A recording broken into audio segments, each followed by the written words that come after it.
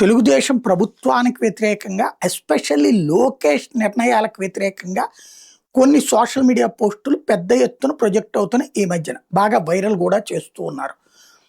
ఆయా పోస్టులకు సంబంధించి ఏ వైసీపీ వాళ్ళు చేస్తున్నారు దీని మీద అని చెప్పి ఎంక్వైరీ చేస్తే ఆ పేజెస్ అవి చెక్ చేస్తే ఆపరేటింగ్ ఎవరు చేస్తున్నారని చూస్తే వైసీపీ వాడు కాదు, చేస్తున్నది టీడీపీలోనే ఒక వర్గం లేదా కూటమిలోని ఒక వర్గం.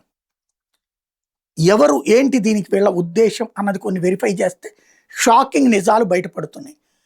గతంలో తెలుగుదేశం పార్టీలో కీలక పాత్ర పోషించి కేంద్ర మంత్రి స్థాయిలో వ్యవహరించి ఆ పైన మొన్నటిసారి పార్టీ మారి 2019కి ముందే పార్టీ మారి కూటమిలోనే ఇప్పుడున్నటువంటి వేరే పార్టీలోకి వెళ్ళి ప్రస్తుతం ఒక ఎమ్మెల్యేగా ఉంటుంది.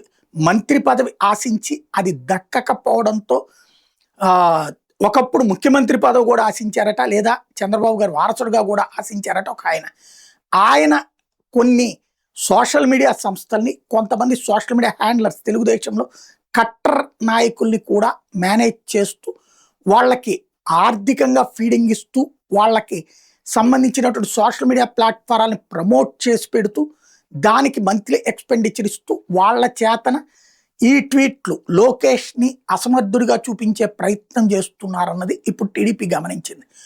మొన్న ఏదైతే జూనియర్ ఎన్టీఆర్ని ప్రమోట్ చేసింది కూడా వాళ్లే.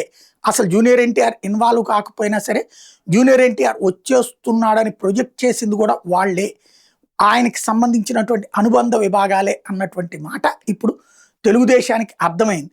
ఇప్పుడు ఆయన్ని పిలిచి మందలిద్దామా, నాకు సంబంధం లేదంటాడు.